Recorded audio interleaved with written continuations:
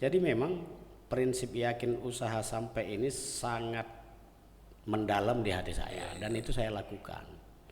Jadi sesuatu yang saya impikan, yang saya inginkan, saya benar-benar yakin bahwa apa yang saya impikan dan saya yakini saya bisa dapatkan itu memang yakin saya. Iya.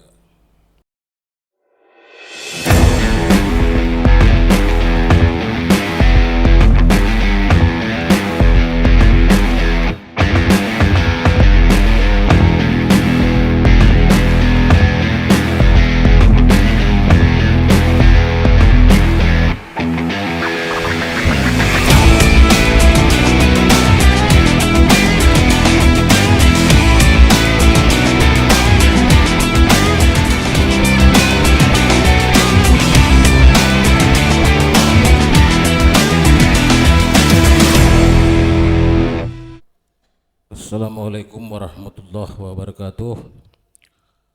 Selamat sore, selamat bertemu kembali dalam podcast kesayangan kita bersama, yaitu Nasi Umat Channel, Majelis Wilayah Kahmi Sumatera Utara.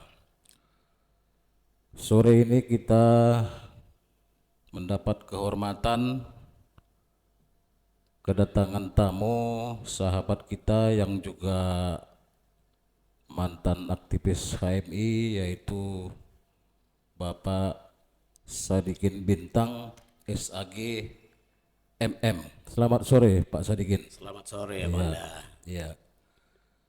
Kali ini kita akan berbincang-bincang santai seputar nostalgia ber-HMI di masa lalu dan juga nanti kita kaitkan dalam kondisi kekinian. Kepada Adinda Sadikin, boleh diceritakan sedikit pengalaman sewaktu mahasiswa aktif di HMI di kampus mana Pak Sadikin? Baik, makasih ya Bang Anda. Sebelumnya Assalamualaikum warahmatullahi wabarakatuh. Bangga dan terharu ketika saya dimintakan untuk mengisi podcast ini, sebuah kebanggaan bagi saya. Bang Anda mengajak saya untuk berbincang-bincang di channel Nasi Umat ini. Secara saya juga bisa mengatakan bahwa saya bisa besar juga dari Nasi Umat. Kalau bercerita tentang ke-HMI-an, dulu tahun 95 saya memulai proses saya di HMI itu melalui MOP di Komisariat Fakultas Dakwah.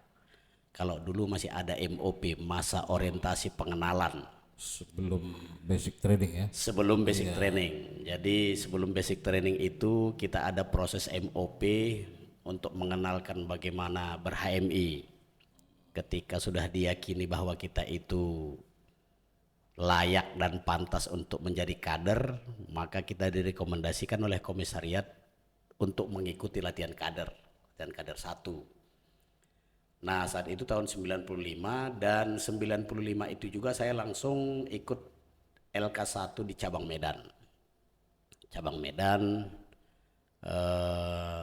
dan pada proses MOP dan latihan kader 1 itulah kita betul-betul menikmati nasi umat. Menikmati nasi umat yang begitu nikmat. Dan kalau bercerita tentang nasi umat ini, kadang-kadang senior-senior kita yang pengantin baru lagi hamil juga bisa ngidam nasi umat ini Bang. Iya. Jadi nasi umat ini pun adanya ketika ada pengkaderan. Kalau tidak ada pengkaderan gak ada nasi umat. Nah seperti itu Bang kalau proses saya di HMI. Nah sebenarnya saya di HMI ini jabatan tertinggi itu cuma wasekjen Bang. Wasekjen di komisariat. Iya, wakil sekretaris. Wakil sekretaris di komisariat. Nah, kenapa saat itu kita hanya sebatas wasekjen di komisariat? Karena dulu ada pembagian tugas. Kalau di zaman kami dulu ada pembagian tugas. Bagi kader-kader yang ingin beraktivitas di organisasi intrakampus, maka kader-kader itu dipersiapkan untuk menduduki jabatan-jabatan itu, mungkin ketua senat, institut, ketua senat fakultas, atau ketua HMJ. Jadi mereka-mereka yang sudah ambil bagian di sini, dia akan meninggalkan jabatan-jabatan kalau kita bilang strategis di komisariat itu, ketua segala macam itu. Jadi kita punya jabatan itu yang tidak terlalu, kalau menurut saya tidak terlalu strategis, tapi harus ada karena itu menjadi sebuah persyaratan untuk kita kemudian berkompetisi di intrakampus gitu. Seperti itu Bang. Jadi pada masa tahun-tahun tersebut bagaimana situasi rivalitas daripada organisasi ekstra kampus pada masa itu? Apakah cukup dinamis atau bagaimana? Sangat dinamis. Sangat dinamis, Sangat dinamis. Kebetulan kawan-kawan kita dari berbagai ekstra kampus itu memang kalau di IAIN dulu IAIN sekarang UIN itu memang sangat dinamis sekali proses pembinaan perpolitikannya, saya bilang begitu, karena memang kita langsung dihadapkan pada dinamika-dinamika politik yang tergambarkan dalam sebuah pemilihan. Jadi memang luar biasa karena dihadapkan dengan kemampuan intelektual kita. Jadi tidak hanya sebatas kita dikenal orang, tapi juga kita harus punya kemampuan intelektual yang bisa meyakinkan orang lain bahwa dari organisasi ini yang lebih dominan contohnya, atau yang lebih bagus, seperti itu. Begitu juga kawan-kawan organisasi lain juga bisa meyakinkan orang lain. Nah, akhirnya nanti kemudian pertarungannya ada di forum seperti itulah. Dan setelah itu aktif juga saya dengar katanya di organisasi intrakampus ya? Ya itu saya setelah LK2 di Bandung. Nah saya teringat kalau LK2 itu masa kami lah, LK2 itu yang makalah kami itu tentang masyarakat madani. Makalah kami lah itu. Kalau LK2 dulu kan Bang ada tesnya, ada presentasi makalah itu. Nah kami harus buat itu presentasi makalah kami itu tentang masyarakat madani. Saat itu yang mengujinya langsung itu Bang Anas Urbaningrum. Nah, jadi saya LK2-nya kebetulan di Bandung, di cabang Bandung. Setelah balik LK2 ada proses pemilihan ketua SMPT. Saat itu 97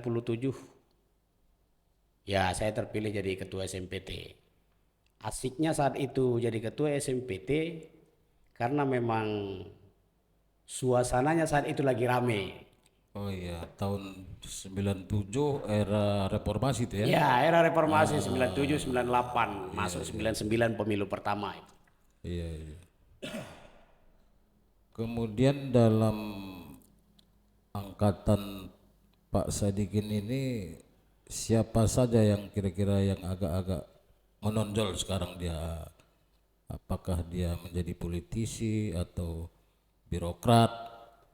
Ada nggak yang nampak dia dari aktivis-aktivis yang satu angkatan Pak Sadikin? Banyak. Banyak ya?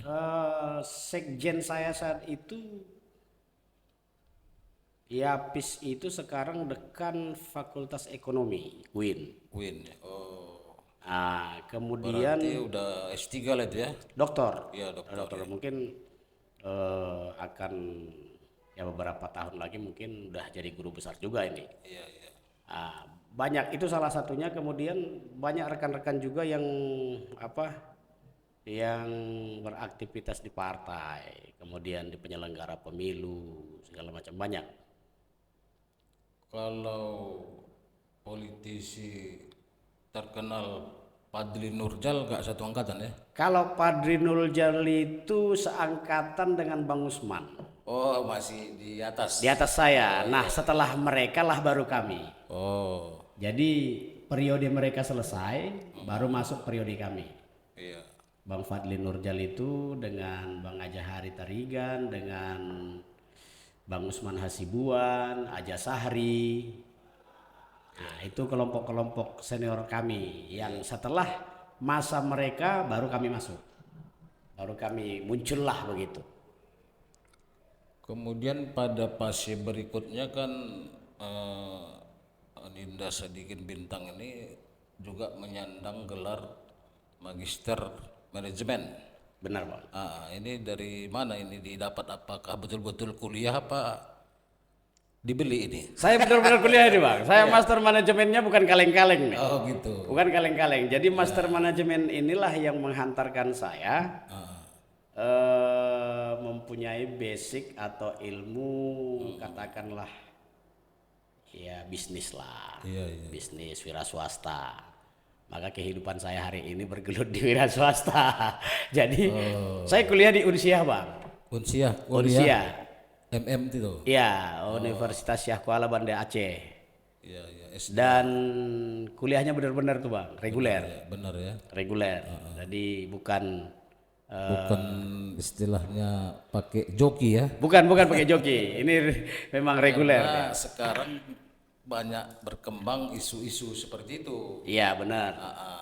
Dia tidak pernah kita lihat kuliah kok tiba-tiba udah dapat Gelar. gelar S2, S3 begitu. Betul. Dan sekarang pun saya melanjutkan kuliah ini, Pak.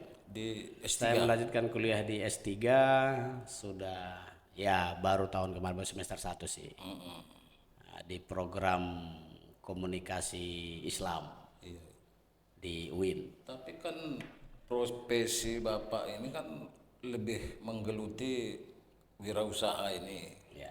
Nah ini apalagi obsesinya sehingga harus S3 kan gitu. Ilmu, Bang. Oh begitu. Jadi sebenarnya apapun profesi kita itu kalau kita membentenginya dengan ilmu, ya artinya kita selamat lah. Itu aja intinya. Jadi apapun profesi kita, ketika kita mengejar ilmu, profesi ilmu itu nanti akan menjaga kita di dalam konteks profesi itu gitu. Kalau nggak salah ada hadisnya tuh ya. Ya begitulah, abang lebih tahu lah. Utlubul ilma Ya. minal mahdi ilal lahdi ya. Ya. Abang lebih tahu lah, karena abang dari dulu. Jadi kan selain menggeluti dunia usaha di bidang kebun jeruk dan lain-lain juga ini ada kegiatan-kegiatan lain untuk menyalurkan hobi gitu maksudnya. Olahraga. Olahraga ya. Olahraga. Olahraga apa itu? Dalam konteks olahraga ini saya punya prinsip, Pak. Selagi sudah tua, maka harus jaga kesehatan. Oh. Jadi saya menciptakan kekhawatiran bila mana saja Allah kasih rezeki kepada saya, maka saya harus bisa menikmatinya karena saya sehat.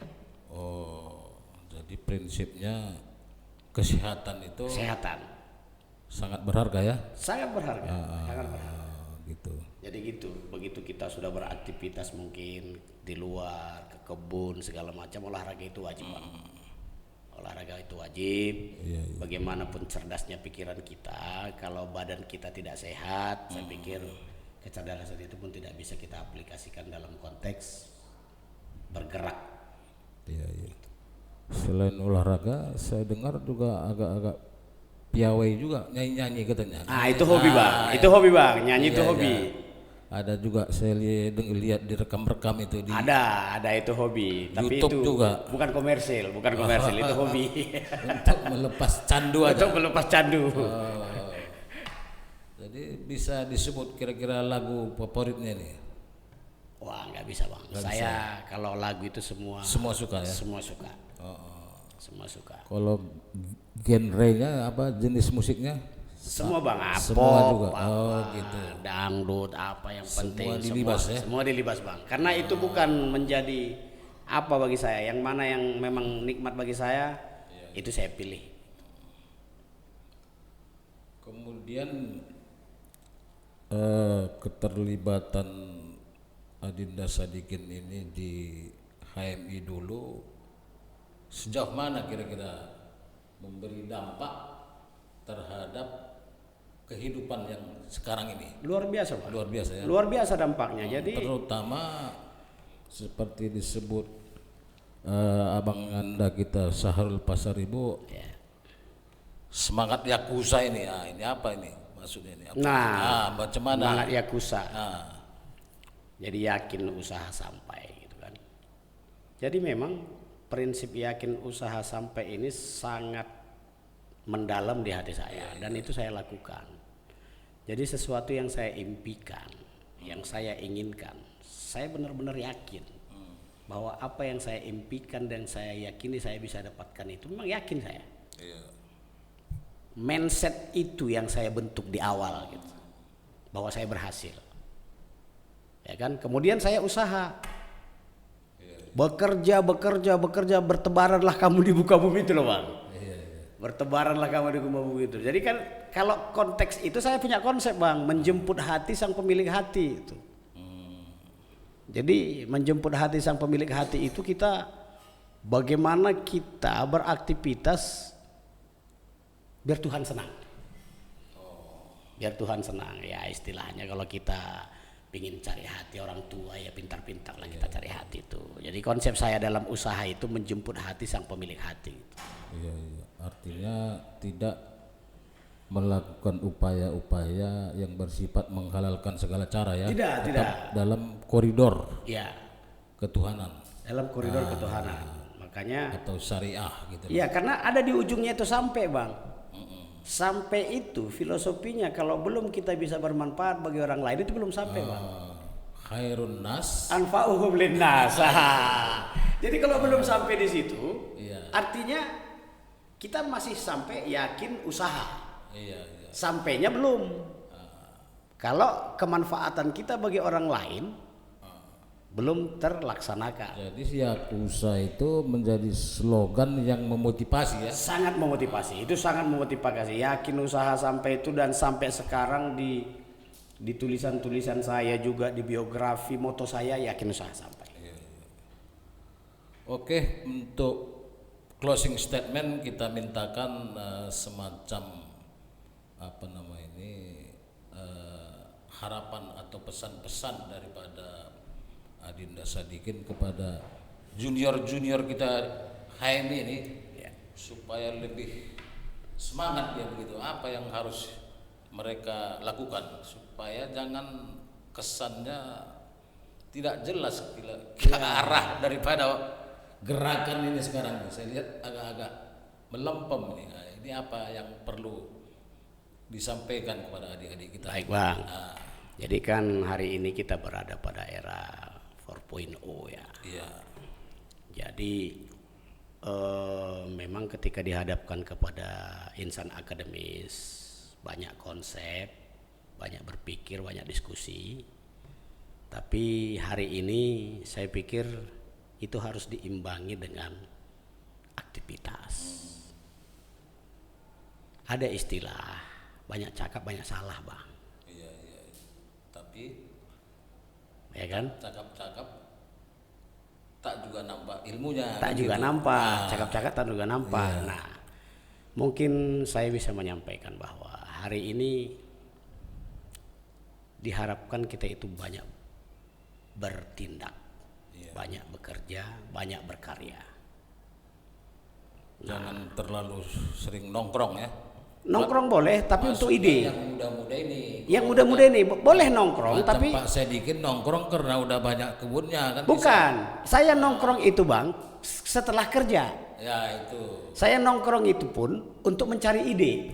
Ya berarti pengaturan daripada ritme kerja. Manajemen waktu. Manajemen waktu. Manajemen waktu itu harus memang betul-betul kita kontrol, jangan sampai kita lalai. Iya. Jangan sampai kita lalai.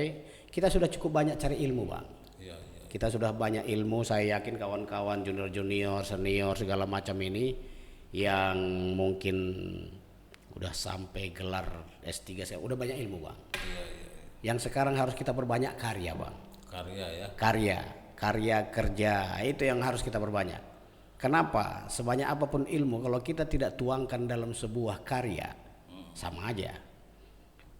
Sama aja. Jadi harapan saya mungkin ke kawan-kawan sehingga ketidakadaan itu bisa menjadi ada, itu harus diwujudkan dari karya. Gitu. Saya kira ini sebuah pesan yang cukup menarik dan memberi pencerahan terutama kepada kita dan kepada adik-adik HMI yang mendengarkan program Nasi Umat Channel ini. Demikianlah bincang-bincang kami pada sore hari ini. Semoga ada manfaatnya. Terima kasih Pak Sadikin Bintang sudah Makasih Bang. hadir di sini. Sekian saja. Assalamualaikum warahmatullahi wabarakatuh. Waalaikumsalam. Salam Yakuza. Salam Yakuza. Yakin usaha, Yakin usaha sampai.